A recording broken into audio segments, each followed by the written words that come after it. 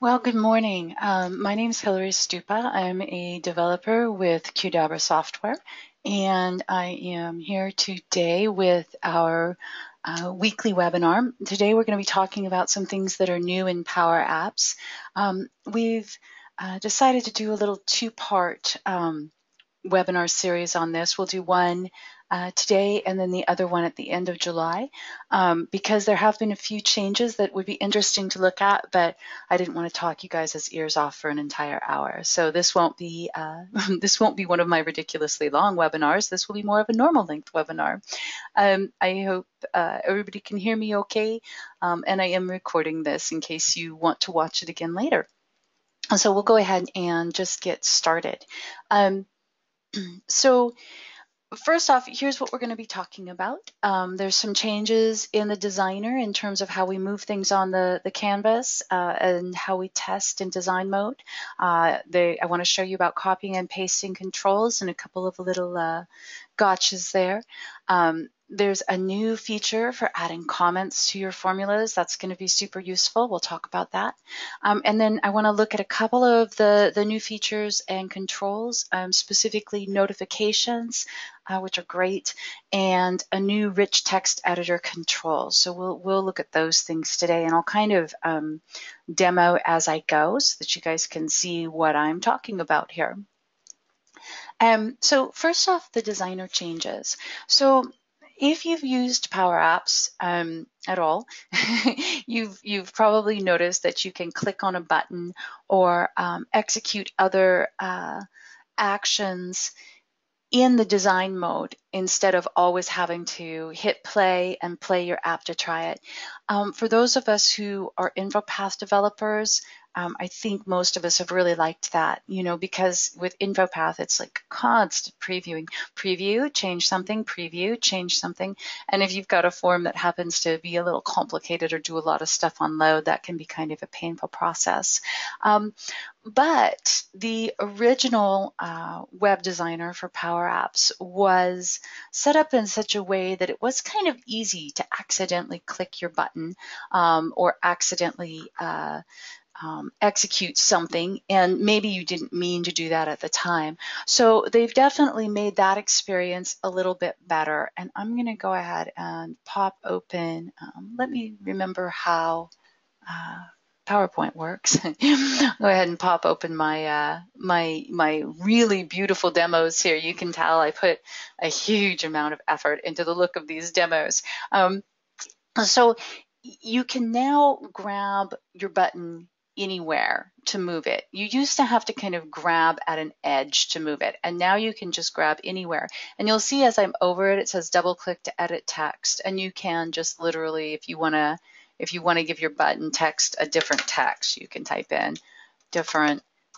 Now, I wanted to show you that, so that's great. I'm glad it flipped on me. You can type in different text. Now, one thing I've noticed about this is that when I start adding a space, it will oftentimes execute what the button is supposed to do. I'm not sure if that is a Chrome bug only, but yeah, if your button text has space in it, you may find that you do still end up with a misclick here or there. Now, you can also set your application back so that it uses the old style, which is what I've done here. So you can see on this one, do you see how when I hover over this button, my cursor turns into a hand and the button highlights so I can easily click it? And then over here in this one that uses the new behavior, I've got this crosshairs icon and I can move it instead. Now, if I want to click my button here in this app, obviously I can type a space, which that was not, I think, their desired outcome, but I'm sure they're going to fix that bug eventually. Instead, in this case, I click the Alt key, and you see how now I've got that hand cursor. I hope this is showing up in the I hope this is showing up in the screen share. I've got a hand cursor instead, and I can click on the button to execute the click. There's a blog post on this, and I'm just going to drag my other, and I've got this in the slide notes too. There's a blog post on this called Faster Authoring Canvas and an Easier Way to Click and Move Buttons While Editing Apps. So I've got a link to that, and you can see that they talk about how to move and change and how to test. So in case you need to look up how to do this. It's the Alt key. They say in IE it's Control plus Shift, so the behavior is a little bit different there. Now, the one other thing you can do is if, for example, this new functionality is problematic for you, or you want to show the difference in the functionality to people, you can set your app to use what they call I think they call it the classic behavior. So if you go in your app to the app settings, under advanced settings, there's always interesting stuff under advanced settings. It's a great place to go look for things, and see what's out there. If you scroll down, render in classic mode is what you're looking for. What I found when I changed mine to render in classic mode was that I had to close the app and reopen it in order to have that completely enabled. That didn't surprise me too much. There's a number of things that in PowerApps that when we make a change, we end up having to close and reopen, so that wasn't a real shocker. I did find that even when set in classic mode, I have some weird behavior here. So if we go back here to my button, it looks like if I double click it, I can change the text. And now this time it's letting me. In some cases, when I was messing around with this demo app yesterday, changing the text executed the button click. And so it could just be, again, because I had spaces. So it's just something to keep in mind there. Don't be surprised if your behavior is a little flaky. In general, I would say I really prefer this new style. I like being able to grab a hold of my button anywhere instead of here where I've got to be a little more careful where I grab my button, because if I click now, I'm executing it, and so I kind of have to go and grab one of the corners to move it around. So that's one change in the designer that you're going to see. And again, remember, you can return to the old behavior if you need to. So moving on, we can now copy and paste controls from one app to another. So it's going to copy the control, the style, and the formulas. It doesn't work for screens. Okay, you can't copy and paste a screen. It doesn't include data sources. Okay, which, I mean, yeah, I think we kind of expect that. We're InfoPath developers. We know these things, right? And you have to do a little formula cleanup to handle for differences in your data sources or your variables. So if we pop back over to my find demo forms, we can we select this guy. Control C to copy him. We pop over here. Let me get someplace where I don't have a button. And I paste him. Now you see how he immediately has an error? And hey, this is something I noticed just recently too. I haven't had a PowerApps project for a little while, and it looks like they're doing a much a brighter error so that you can see more easily where you've got a control with an error. And I thought that was nice. So why do I have invalid arguments? Well, second screen, I don't have second screen here. Instead, I've got screen 2. So I would need to adjust that. That's something I would have to change if I copied and pasted that button. Just like if we had something that did, for example, this guy, he opens up a new form. If I copied and paste him, Control C, pop over here, Control V, he's going to have an error because Form 1 doesn't exist and Screen 3 doesn't exist. So those are the kinds of things that that you'll have to clean up. At the same point in time, if you've got some basic logic that's common between the two, or if you've got data sources that are common, screen names that are common, or a very complicated formula that it would just be easier for you to have it copied over with the button, or if you've got some special formatting that you want to include with your button, copy and paste it can be very helpful.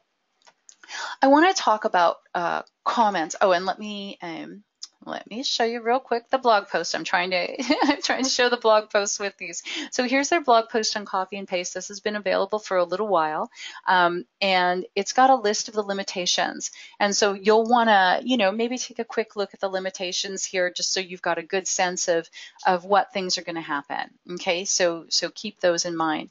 So I want to talk about comments. We can now add comments to formulas. I personally felt like that was a real gap in InfoPath all these years because you can't really document your forms. Now, I've taken in the past probably 4 or 5 years to including expression boxes in my forms that are set to always hide.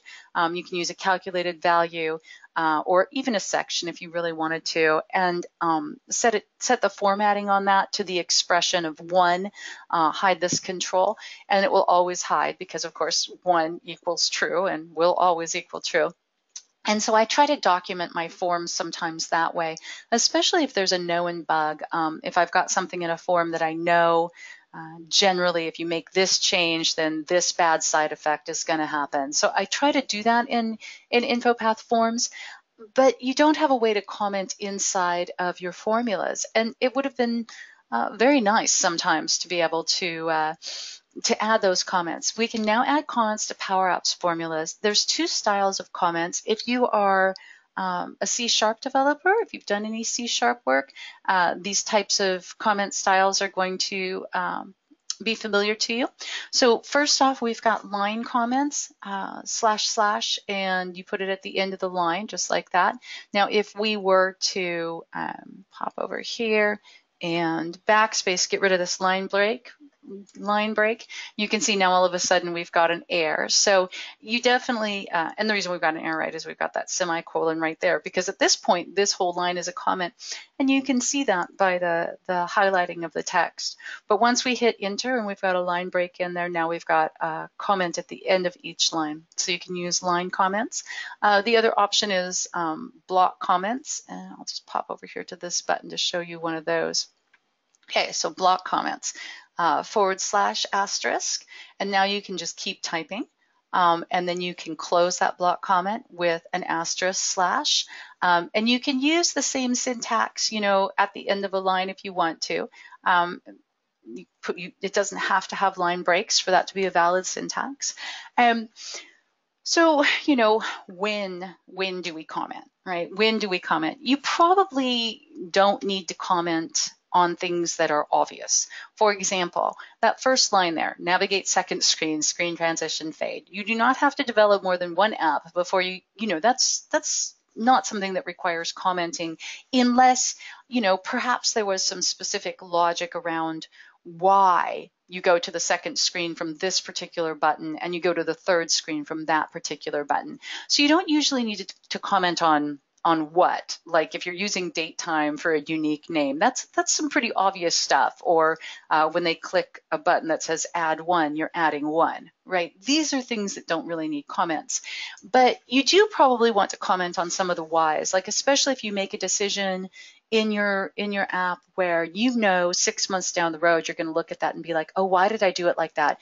And I think especially comments can be useful if you're implementing some kind of a workaround, okay? So we all know that PowerApps is a growing, changing product. It is something that is always on the move. New things are being added, functionalities being fleshed out as it goes. So there may be something you do right now today in your app that is kind of a workaround, maybe because of a bug, maybe because of some functionality that is on the roadmap but isn't here yet, right?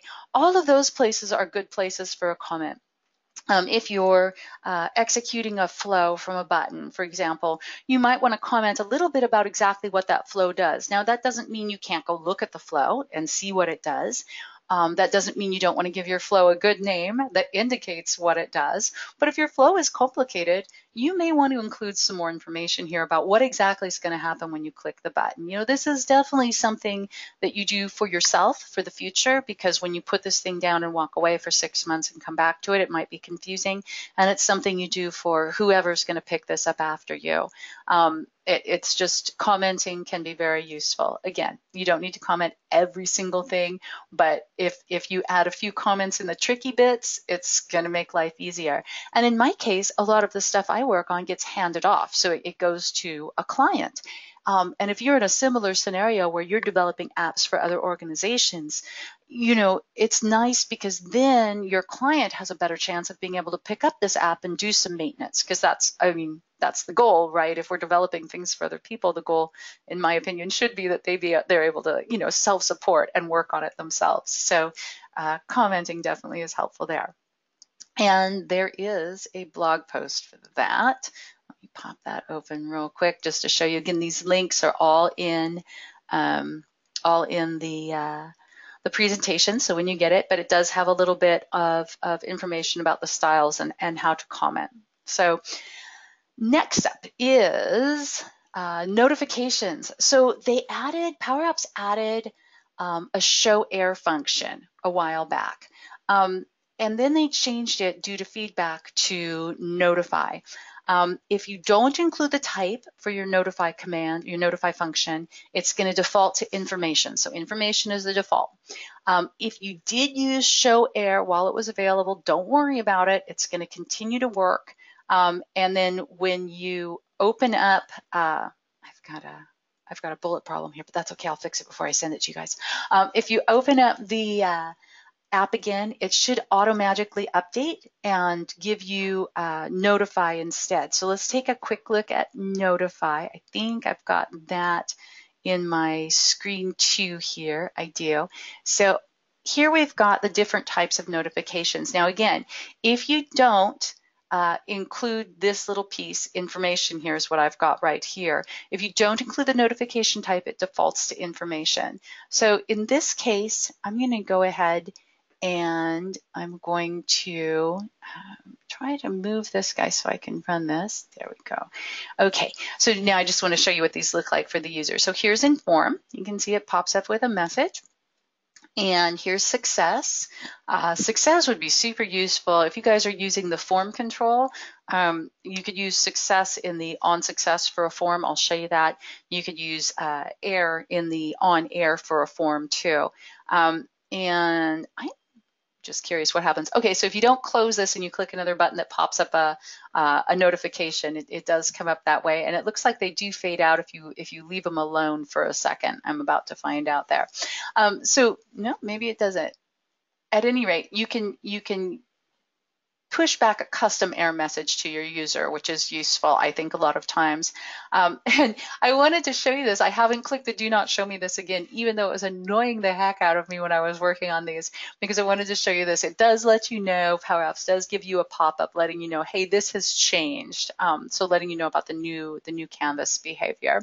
So if we go here to, I think screen 1 is my guy that has the button to open the new form, and I go and open my new form. So right here we can see titles required. So I'm going to submit this form. That's all this checkbox does, is it submits the form. I'm going to submit it without the title. So the built-in validation ran, but also my custom error message popped up here to show me that there was a problem. So now I'm going to type in a title. I'm going to put a lot of work into that. And now I'm giving a success message as I switch back to the original view. So if we go and we look at the actual screen for that, I'm going to go ahead and click this. Now that you guys have all gotten to see it twice, I'm going to click do not show me this again because it's making me crazy. If we go and we look at my form and we scroll down here to on success, you can see I've got a function for notify that it's been successful and then navigate to screen 1.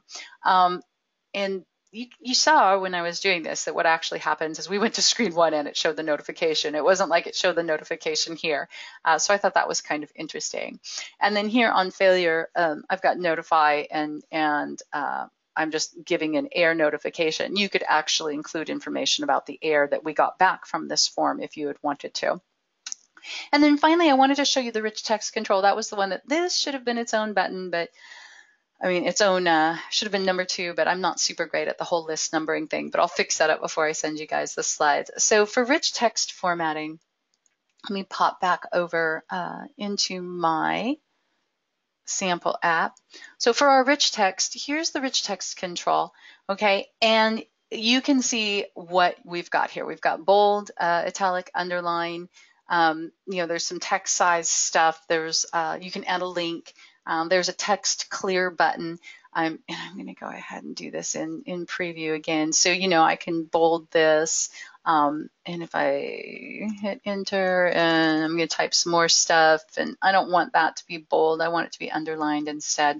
And what I've got down here is just a label to show you guys what is being returned. And you can see it's just HTML, right? And there's also a text clear button here that maybe if I select everything, it'll clear it. There we go.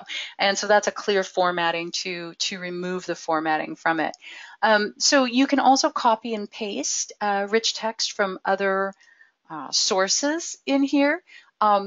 Because this is a somewhat limited rich text editor, not everything's going to be included, right? You know, if you pasted in something that was a table, those table tags would be stripped out because it doesn't support tables. But it does give you some rich text editing, and it does save things as HTML. And again, for the blog post, let me pop over here. Here's the show error to notify thing that we walked through, so you can take a look at that. And here's the rich text editor control information. And what I wanted to point out to you was the limitations. Okay, and so definitely limited features for formatting text. And this was one that I thought was interesting. It's primarily targeted for use in browsers on large screens. So they're definitely suggesting that this rich text editor control is maybe not from the mobile audience. So keep that in mind if you use it. They say using the control on a mobile phone can be a frustrating experience. Look, I didn't look at it on my phone, but I can imagine that that's possible. And also I thought this was interesting. In the authoring experience, when using Windows Studio or Edge browser, there's no issues. Current recommendation is to use Web Studio and Chrome. So they're saying, you know, look, if you want to add this control when you're designing your app, you're going to want to probably use Chrome. Now, I have found without exception that Chrome has been much better for both MS Flow and PowerApps when I'm designing stuff. I actually had never really used Chrome much until I started doing much in Flow, and I found designing Flow so frustrating in Edge that I started using Chrome, and it was the same thing with PowerApps. So that's kind of, I think, interesting that Microsoft's new tools work better in Chrome at any rate. So that is it for today in terms of new features that I wanted to run through with you guys. Again, the slide deck has the links to these various blog posts. Definitely, if you haven't checked PowerApps out recently, check it out again because it's constantly growing and changing. If you have any questions, just feel free to pop them into the question pane, and I'll see if I can answer them. Hopefully I can. The webinar pack will just have the slides because my demos, well, you guys don't want those. You saw they were just kind of like scratchpad apps just to sort of show you the new functionality. Before you go, I wanted to talk to you briefly about FormsViewer. If you haven't tried it, give it a try. Great migration path for InfoPath. It works with your existing forms. You can future-proof your existing form investment. The browser experience is great. There's some new features that are wonderful. It's definitely a fast way to keep your current forms in production because you don't necessarily want to go rebuild everything that you've currently got rolling. And we know that InfoPath is a deprecated product, and we need to be doing something to make sure our business processes keep running. I do have a little survey for you at the end of this. It doesn't look like we've got any questions. If you take a few minutes and fill it out, that would be great. I'm asking some questions about training. We're trying to get our training schedule kind of set up here for probably for the fall. So any suggestions you've got or feedback you've got for us on training would be fantastic. It was great seeing everybody here, and I will be doing another one of these at the end of July. We're going to talk about some new features with Flow integration with PowerApps.